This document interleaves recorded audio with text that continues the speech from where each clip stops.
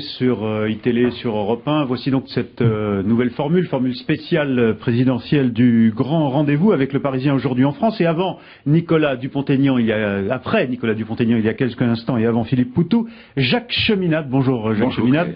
Et notre invité maintenant, vous êtes un peu le candidat surprise, le trublion de cette présidentielle 2012, pas tout à fait débarqué de nulle part, puisque vous avez été candidat déjà à l'Élysée, certains s'en souviendront, en 1995. Ma question est très simple.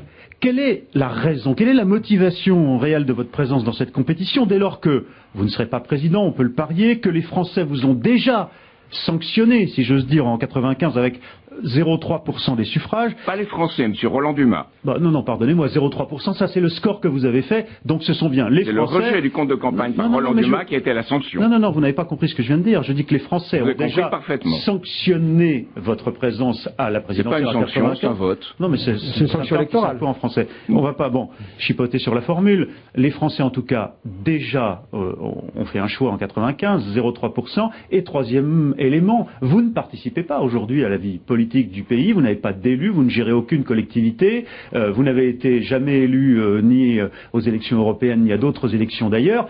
Quelle est la raison de votre présence dans cette présidentielle, de cet acharnement à vouloir être régulièrement candidat? Les autres. C'est-à-dire, je vois une campagne de rejet et pas une campagne de projet. Et je pense qu'il faut fixer un horizon, de vouloir vivre en commun dans cette campagne. Et ce qui s'est passé à Toulouse et à Montauban donne sens encore davantage à cela. Vous savez, je me suis levé tôt hier matin et j'ai vu des gens fouiller dans les poubelles du haut de mon balcon, de mon petit appartement du 20e arrondissement. C'est ça qu'il faut changer en France. Les autres, ça veut dire quoi? C'est-à-dire qu'aujourd'hui, vous considérez que Nicolas Sarkozy, François Hollande, Marine Le Pen... tous ces candidats... Vous pouvez être une alternative? Tous ces candidats sont attachés à la mystique de l'équilibre budgétaire, comme le disait Jean Zay, montrant que cette mystique avait détruit tout ce que voulait faire le Front populaire. Équilibre budgétaire en 2015 pour Bayrou, 2016 pour Sarkozy, 2017 pour Hollande. Et je crois que cet équilibre budgétaire bloquera tout et nous fera de proche en proche, de domino en domino, en venir à ce qui se passe en Grèce, partout en Europe. Ah, donc réduire les déficits, mener cette politique-là n'est pas finalement un bon chemin pour vous? Non, parce que on ne pourra jamais payer les dettes dans un système où l'État a consenti à être le serviteur des banques. C'est-à-dire que l'État, depuis 1973, ne peut plus recevoir d'avance de la Banque de France pour financer de grands projets. Alors qu'auparavant il l'ait fait pour des raisons de clientélisme, oui, je le condamne. Donc il faut quoi? Annuler la dette? Qu'est-ce qu'il faut faire? Alors, cette dette ne pourra jamais être payée. Les façons de régler une dette de cette nature, une dette énorme, on l'a vu, les 489 milliards d'euros prêtés par la BCE à 500 banques à 1% sur 3 ans en décembre, puis au 29 janvier, 800 banques à 1% sur 3 ans, ces choses-là ne pourront jamais être réglées. Et les banques elles-mêmes n'ont pas confiance, elles replacent cet argent à la Banque Centrale Européenne à 0,25, alors prête à 1%, c'est un portage négatif de 0,75%. On est dans un monde de fous financiers. Donc, comment on peut le régler? Par l'inflation, qui est injuste et destructrice, par une politique draconienne de déflation et de rigueur et d'austérité, comme en Grèce, qui est destructrice. Qu'est-ce qui reste? Faire le tri entre les dettes légitimes et les dettes illégitimes. Non, mais concrètement, qu'est-ce que ça veut dire? Parce que vous préconisez par exemple la réinstauration d'un franc que vous appelez polytechnique. Comment créer ce franc? Ce n'est pas ce que je dis qu'il faut le faire d'abord. D'abord, si j'ai été élu, j'irai à Bruxelles et je dirai l'Europe c'est fourvoyé.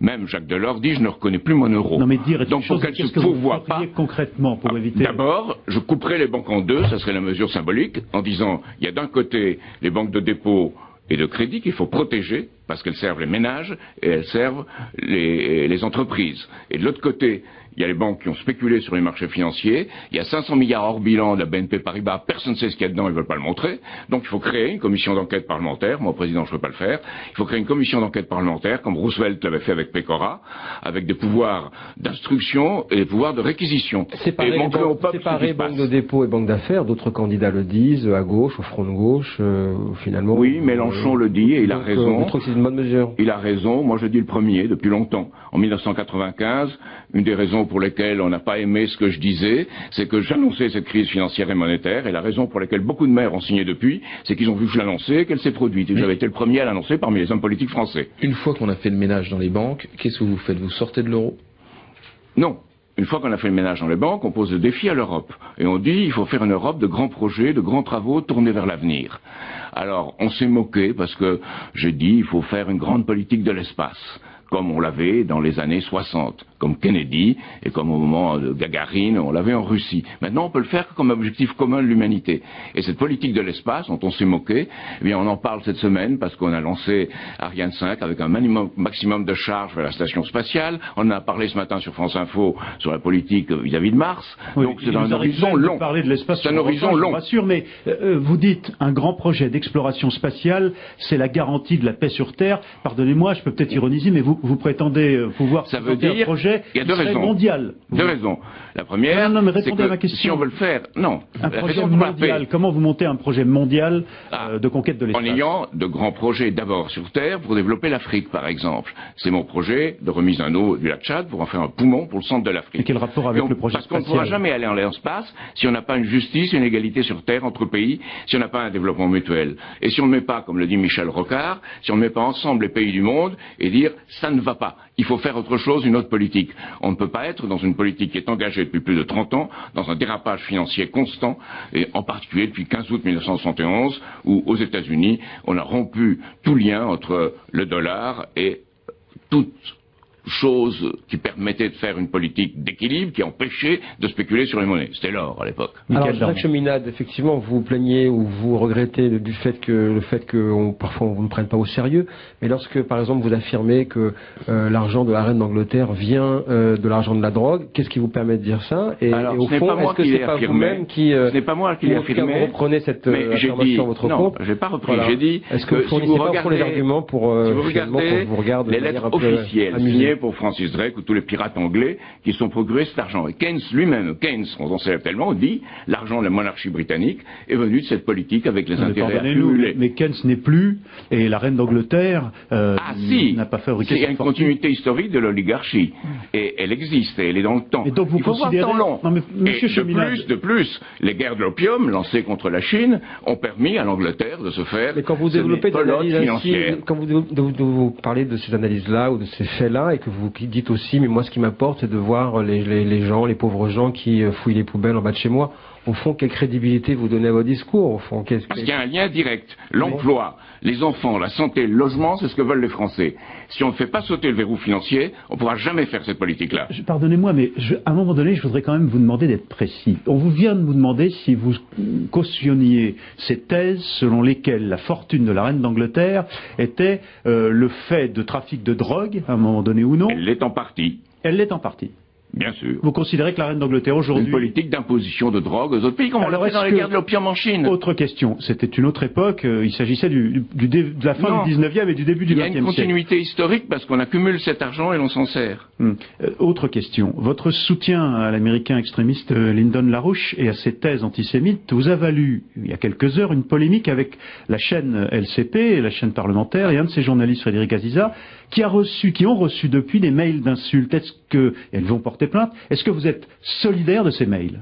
C'est une question insultante pour moi. J'ai fait une déclaration, vous aurez dû voir, dans laquelle j'ai dit que je condamnais ces mails, je condamne le caractère antisémite de ces gens-là, qui ne sont en rien mes idées. Alors je vais vous lire quelque chose. Y compris les idées antisémites de Lyndon LaRouche. Non mais pardonnez-moi, je vais jusqu'au bout de ma question si vous le permettez. Y compris les idées antisémites de Lyndon LaRouche. Lyndon LaRouche n'est pas antisémite et je peux moi-même vous lire. Son site est assez clair à cet égard. Vous lire une lettre que m'a écrite. Malheureusement, on doit en venir là quand on vous demande des preuves devant un tribunal. Mais bien entendu, une lettre c'est des questions. Vous savez, c'est ça la démocratie. Centrale israélite de France et d'Algérie, c'était le nom à l'époque, lorsque j'ai condamné les attentats de la rue Copernic.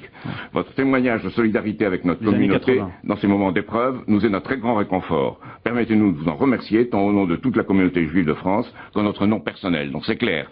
Et à l'époque, j'ai refusé, et le directeur des relations économiques extérieures pourrait vous le dire, de rentrer dans le cabinet de Raymond Barre à cause d'une part de sa politique ultralibérale financière de ce qu'il avait dit à l'époque. Et ce qu'il avait dit à l'époque, c'est la rue Copernic. Monsieur Cheminade, si nous nous permettons puisque vous avez l'air de nous considérer comme des juges, de vous poser ces questions. Non, pardonnez-moi. C'est parce que, il faut le préciser à nos auditeurs, aux téléspectateurs, c'est parce que c'est vous, sur votre site, qui faites référence à celui de Lyndon LaRouche et qui lui-même exprime des idées antisémites sur ce site. Non, voilà. Il n'a pas exprimé d'idées antisémites. Il a travaillé longtemps avec Abba Eban en Israël et il a soutenu, par exemple, Meir Dagan aujourd'hui, qui est le chef du Mossad, qui dit qu'il ne faut pas faire de frappe contre l'Iran. Tout le monde n'est pas sur cette ligne. En Israël, tout le monde n'a pas la même analyse. Mais bon, passons à un autre sujet si vous le voulez. Peut-être sur LaRouche, mais sur ce qui se passe en Israël, moi, j'ai été très heureux d'apprendre que seulement 19% des Israéliens soutenaient une frappe contre l'Iran en l'absence de soutien américain. Donc c'est ça la politique. Monsieur Cheminade, puisque le sort des Français vous préoccupe tel que vous le dites, et a priori on vous croit quand vous en parlez, pourquoi au fond ne pas vous investir dans la politique locale, être élu, s'occuper d'une mairie, être conseiller général? Nous avons présenté une liste régionale en Bretagne, on a eu 10 400 voix. C'est pas si mal pour un parti émergent. Et puis vous savez bien qu'en France, il y a des maires qui nous soutiennent, il y a des maires qui soutiennent nos idées, il y a des maires qui vont plus loin que de présenter un candidat. 585 maires présentent un candidat au présidentiel parce que j'avais à dire. Ils nous ont très bien connus, on envoyait des éditoriaux tout le temps. Certains sont devenus des maires qui seront quelque part nos maires. Est-ce que vous vous sentez de droite ou de gauche, monsieur Cheminade? Je me sens, je dis, gaulliste de gauche, parce que monsieur Sarkozy n'a jamais été gaulliste, et que de gauche, parce que monsieur Hollande est un peu tiède. Alors on dirait Mélenchon.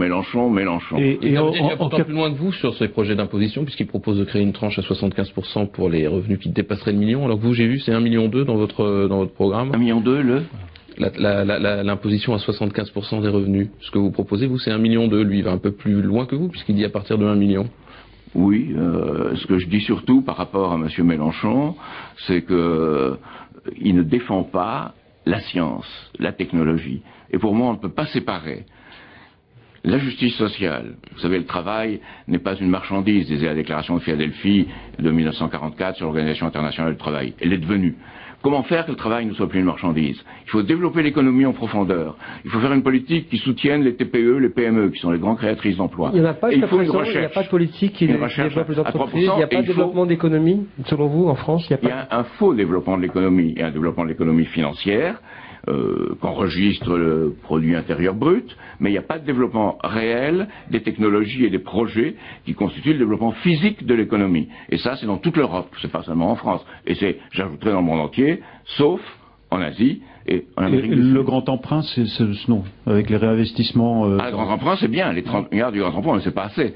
C'est très bien. Et Michel Rocard et Alain Juppé sont deux hommes politiques qui ont poussé cela et qui l'ont fait avec tous les moyens qu'ils pouvaient. Et bien, mais c'est insuffisant. Jacques Cheminade, vous aviez appelé à voter Valéry Giscard d'Estaing en 80, Ségolène Royal en 2007, au second tour. Je vous dirais que dans le secret de l'isoloir, je me suis abstenu en 1980. Je pouvais voter ni pour François Mitterrand, dont je connaissais le passé, ni pour Valéry Giscard d'Estaing.